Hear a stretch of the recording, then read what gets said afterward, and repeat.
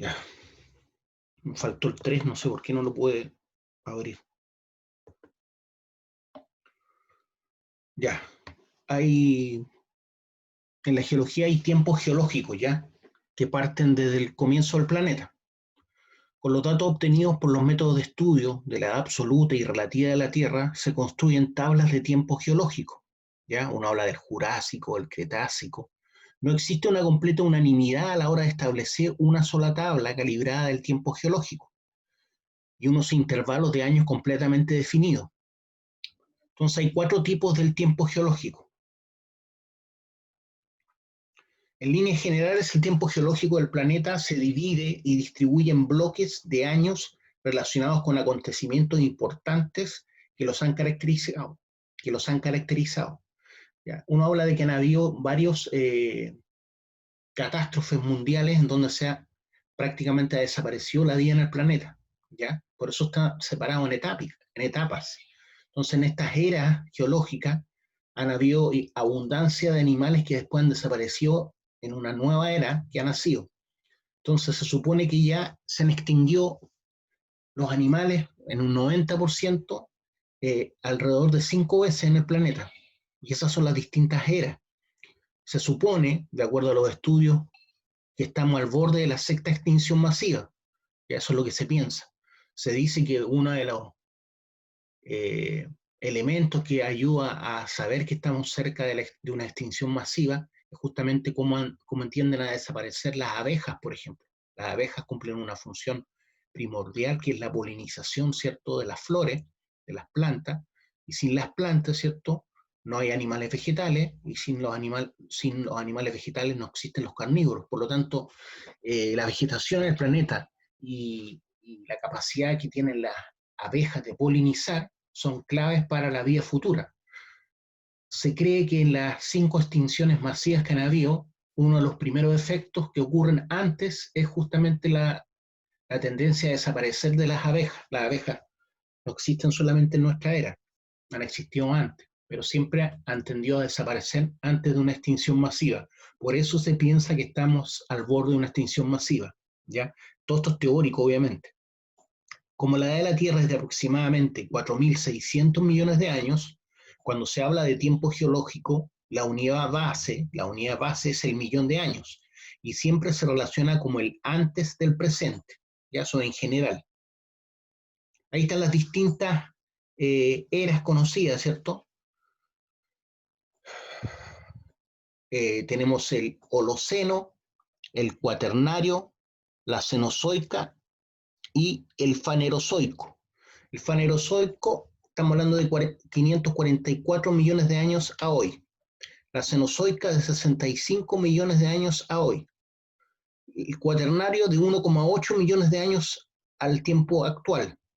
Y el Holoceno, 11.000 años al tiempo de hoy. ¿Ya?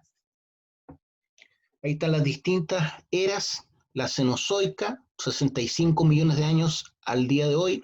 La Mesozoica, 245 a 65 millones de años. Y el Paleozoico, del 544 al 245 millones de años. Y hay periodos que están entre, por ejemplo, la Mesozoica y Paleozoica. Se habla del Cámbrico, del Ordovícico, del Cirulicio, del Devónico, el Carbonífero, el Pérmico, el Triásico, el Jurásico y el Cretácico. ¿Ya?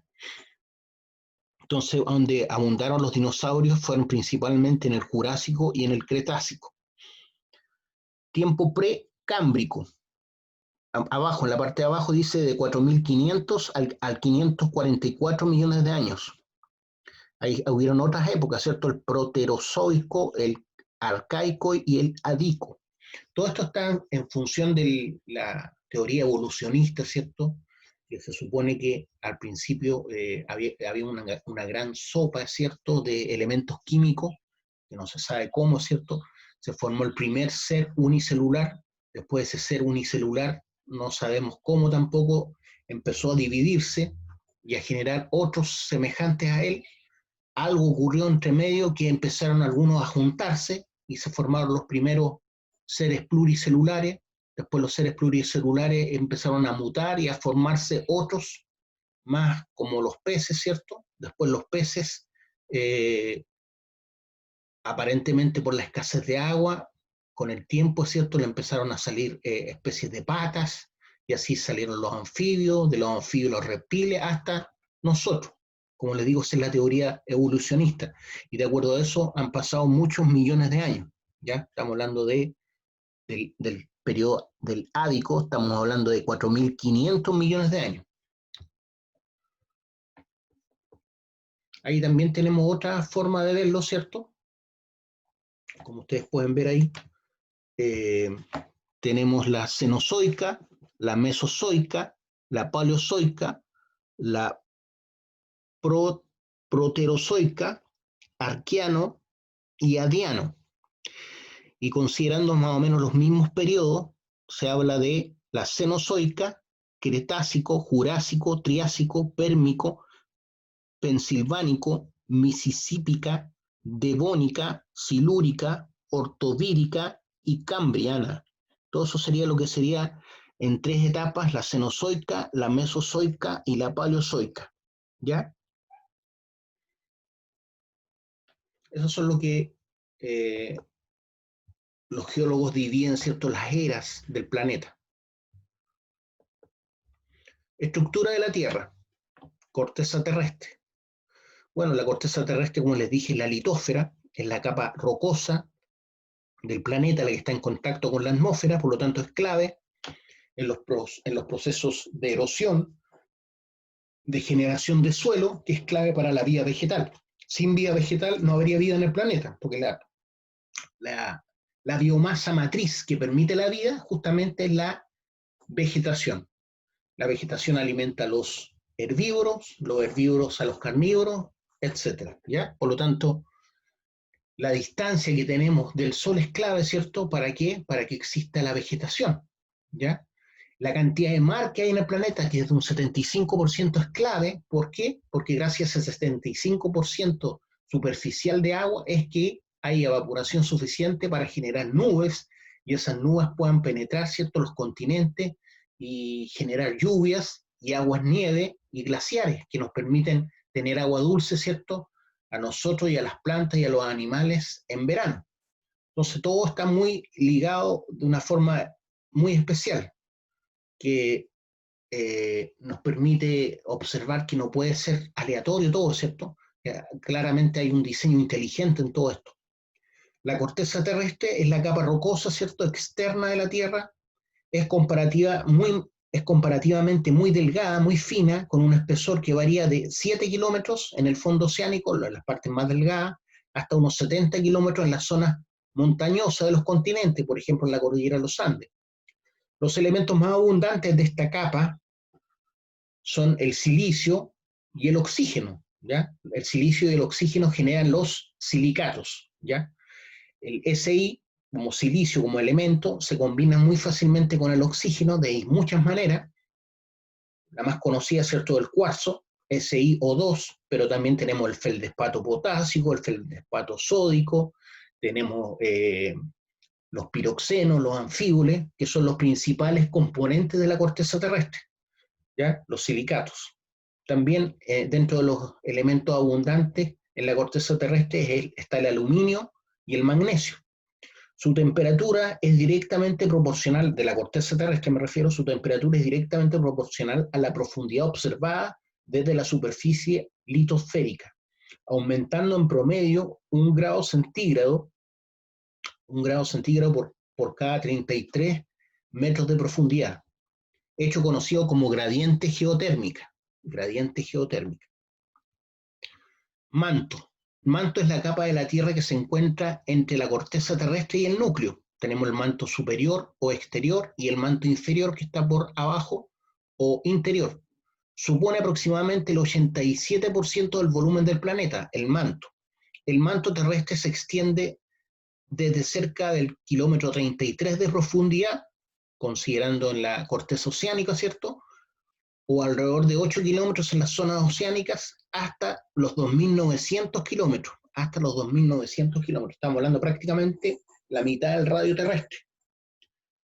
La presión en la parte inferior del manto ronda en unos 140 gigapascales. Estamos hablando de presiones enormes, enormes, ¿cierto? Estamos hablando de 1.400.000 atmósferas, 1.400.000 atmósferas de presión.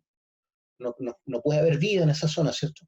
Se divide en dos partes, manto interno, sólido, elástico, y el manto externo, fluido y viscoso. Eso es lo que se piensa, ¿cierto? Porque nadie ha llegado ahí. Nosotros lo que más hemos profundizado son 7, 8 kilómetros de profundidad como máximo, con máquinas perforadoras, ¿ya? O sea, ni siquiera hemos llegado a la parte final de la corteza terrestre o de la litósfera. Núcleo. Es la esfera central, la más interna de las que constituyen la estructura de la Tierra. Está formado principalmente por hierro y níquel, ya hierro en 98% por lo menos. Tiene un radio de, el núcleo, ¿cierto?, 3.486 kilómetros, mayor que el planeta Marte, solamente el núcleo de la Tierra.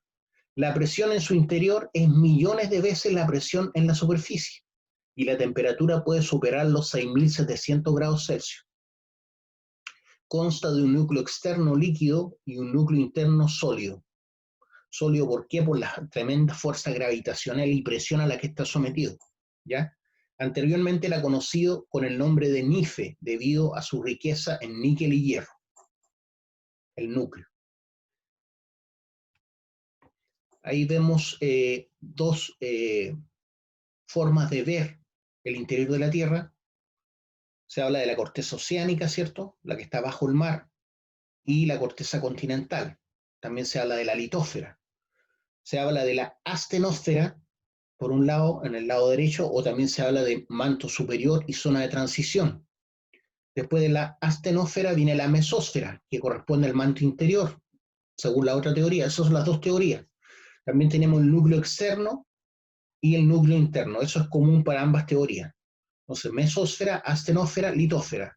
Por otro lado, núcleo interno, núcleo externo, manto inferior, manto superior y corteza terrestre. Hay una zona entremedia de la corteza terrestre y el manto superior que le llaman la discontinuidad de Mohorovic, ¿ya? Gracias a la persona que lo descubrió. Ahí están las distintas profundidades a que se encuentra cada una de las zonas. Entonces, el radio terrestre es de 6.371 kilómetros. Esto no es parejo en todas partes, ¿cierto? Porque hay distintas alturas en el relieve, pero más o menos ese es el promedio. Entonces aquí nace, y nuevamente tocamos el tema de la tectónica de placas. La corteza terrestre está dividida en varias placas tectónicas, la mayoría de las cuales tienen una parte continental y otra parte oceánica. Las placas se encuentran en constante movimiento. Este movimiento es de centímetros al año, ¿cierto? No es notorio para nosotros, formándose a lo largo de las dorsales oceánicas, o sea, las placas se forman en las dorsales oceánicas, como les mostré antes, y consumiéndose, por ejemplo, en las fosas oceánicas, en las zonas de subducción, mientras se desplazan en sus posiciones actuales muy lentamente. Ahí están las distintas placas, ¿ven? La placa norteamericana, la placa euroasiática, la placa africana, la placa sudamericana, la placa indo-australiana, la placa de Nazca y la placa del Pacífico, y abajo la placa antártica. Todas esas son las placas que conforman la litósfera y que están en continuo movimiento. Y ahí fácilmente uno puede ver, ¿cierto?, cómo el planeta claramente está unido en una sola placa originalmente. Aquí, por ejemplo, en esta parte se está separando actualmente la península arábica de África, la India, que era parte de la placa indo-australiana, tiene una unión, está unida en la zona del Himalaya con la placa euroasiática. Ese fue el choque, ¿cierto?, que generó los Himalayas, ¿ya? Y aquí claramente esta parte, que corresponde a Brasil, estaba acá originalmente. Entonces uno puede ver y hay especies que claramente en algún momento fueron la misma especie y que por los miles de años que han estado separadas han sufrido mutaciones y son aparentemente distintas hoy en día, ¿ya? Esta parte estaba por acá arriba, ¿cierto? Entonces hay zonas muy características que nos muestran claramente que el planeta era un solo gran territorio terrestre. Aquí tenemos otra visión de las placas tectónicas, donde salen placas más chicas, la placa del Pacífico, la placa Scotia, la placa sudamericana, placa de Nazca, unas placas más chicos, Cocos Plates, Caribbean Plate, North American Plate, Eurasian Plate, Philippine Plate, Indian Plate. Esa es la placa que está, la India estaba fuera del mar originalmente y se introdujo, ¿cierto? Y provocó los Himalayas. Arabian Plate, que es la península arábiga, que se está separando de África. La placa africana, ¿cierto? La placa Antártida, y esas serían todas las placas. Son aproximadamente 22, si no me equivoco, o 12. 1, 2, 3, bueno, son varias placas. Volcanismo. Los volcanes son unas estructuras geológicas por las cuales emerge el magma, ya les dije más o menos cómo se forma. Ese magma al salir fuera se habla de lava, ya no se habla de magma, ¿ya? El magma se habla de magma al interior de la Tierra, cuando sale fuera ya no se habla de magma, se habla de lava y gases del interior del planeta.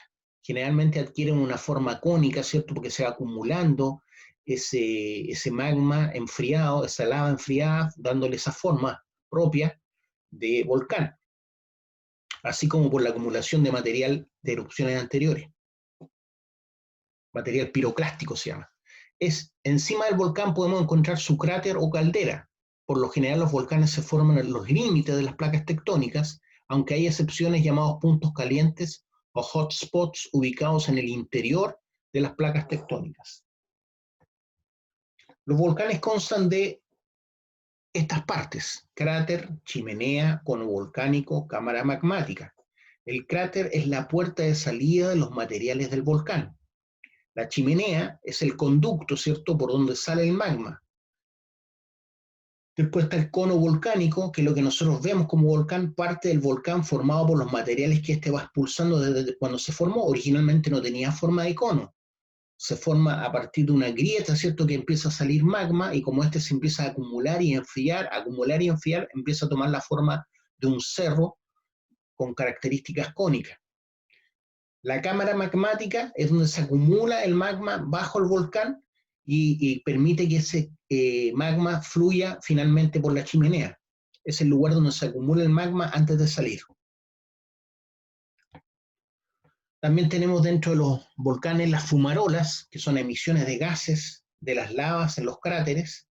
También hay grietas en las laderas de los volcanes que generan fumarolas. También tenemos géiseres cerca de los volcanes, que son básicamente aguas subterráneas que pasan cerca del magma y alcanzan altas temperaturas, y por producto del aumento de presión que genera el agua y el vapor, ¿cierto?, salen a la superficie. Las solfaratas son emisiones de vapor de agua y ácido sulfídrico. Solfaratas entonces son emisiones de vapor de agua y ácido sulfídrico, que es bastante desagradable pasar cerca de ellas.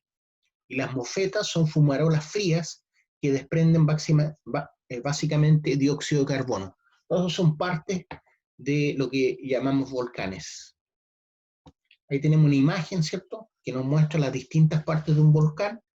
El cráter, un domo, que es un volcán como secundario, que sale en las laderas del volcán. Los diques, ¿cierto?, que son chimeneas pequeñas, que cuando se enfrían se les llaman, y de igual forma, diques. Y ahí se ven las distintas capas, ¿cierto?, cómo se formó el volcán. Esa fue su primera erupción, la segunda erupción, la tercera erupción, y así fue creciendo y tomando forma de cono. A veces el sílice es el magma tiene mucho sílice, y hace que se tienda a enfriar antes de salir. Entonces se forma aquí como una especie de corcho de magma enfriado, y hace que esto se acumule la presión y pueda reventar el volcán, ¿ya? Y provoca un daño mucho mayor. Domo soterrado, erupciones en flanco, domo, lava, ¿cierto?, que está saliendo por una especie de grieta que sale por la ladera del volcán, Y acá tenemos la litósfera, ¿cierto? La astenósfera, donde está formada la cámara magmática. Acuérdense que esta cámara magmática se formó por el roce de las placas, ¿cierto? Que se funden las placas con el roce y generan magma, y este magma necesita salir por las grandes presiones que hay. Entonces la lava, perdón, es la roca derretida que se halla en la superficie de la Tierra, después de haber sido expulsada de la cámara magmática y enfriarse. La lava se solidifica formando una especie de roca, ¿cierto? Hay varios tipos de lava. Está la tipo AA, que es la lava que tiene una superficie rugosa y afilada. Todos estos tipos de lava se caracterizan de acuerdo a su contenido de sílice. La Pahoe Ehoe, que es una lava típica de Hawái, lava con una apariencia suave o viscosa que puede presentar diferentes formas. Entonces tienes el idioma de los hawaianos, polinésicos, Pahoe Ehoe. Lava almohadillada, que es la lava expulsada bajo el agua, que forma montículos así como almohadas, elongadas o almohadas, montículos elongados o almohadas. Esa es la lava almohadillada, entonces la que está saliendo bajo el mar. También tenemos los piroclastos, que son fragmentos de lava arrojados por la presión, ¿cierto?, del magma desde el cráter, que son arrojados a distintas distancias, cientos de metros, muchas veces. Los piroclastos son fragmentos de lava entonces arrojados por el cráter durante las fases explosivas de la erupción. Pueden ser de varios tipos. Los bloques, un fragmento de roca con más de 64 milímetros, o sea, 6 centímetros de diámetro, expulsado por el volcán o por flujos de lava. Las bombas son también conocidas como bombas volcánicas, que son los fragmentos de lava con más de 64 milímetros de diámetro, y fueron expulsados mientras aún estaban parcialmente derretidos. Por lo tanto, pueden salir lejos del cráter y caer en zonas de vegetación y provocar incendios. También tenemos el lapilli, que son fragmentos de roca de tamaño mediano, menor a 30 milímetros. Y finalmente las cenizas, que son fragmentos de pequeño diámetro y van cubriendo las zonas, ¿cierto?, donde vive el hombre y hay mucha vegetación matándola. Fragmentos de pequeño tamaño, menor a 3 milímetros, que pueden ser arrastrados largas distancias. Entonces uno ve muchas veces erupciones que han ocurrido en Chile, en el Lonquimay o en el sur, como la erupción del Chaitén, en el año 2010, si no me equivoco, y parte de esa ceniza volcánica llegó hasta Buenos Aires, en Argentina. Una erupción volcánica es un conjunto de fenómenos que tiene lugar cuando el magma alcanza la superficie terrestre. ¿Ya? Chiquillos, lo vamos a dejar hasta acá, ¿ya? Así que hasta acá vamos a ver hoy día. Nos estaríamos viendo entonces la próxima clase, la tenemos el martes a las 15:40 horas. La próxima clase entonces con ustedes es el martes a las 15:40 horas. Ahí les voy a decir cuándo va a ser la fecha de las pruebas. ¿Alguna duda, alguna consulta? Profe, yo tengo que preguntarle una cosa. Ya, dígame nomás. Es que yo estaba en el otro paralelo y ayer me cambié por temas de que tenía tope. Entonces yo quería ver si quedé como inscrita en el otro, pero ahora me cambié. Yo también, profe. ¿Y ahí cómo lo van a hacer? O sea, yo ya, en el SIGA yo ya... El correo. Con un pantallazo con la foto de todos los que están. Ya, estimado, nos vemos. Chao, profe, cuídese. Que le vaya Chao, bien. profe. profe. Chao. Buen fin de semana. Chao, profe. Igualmente.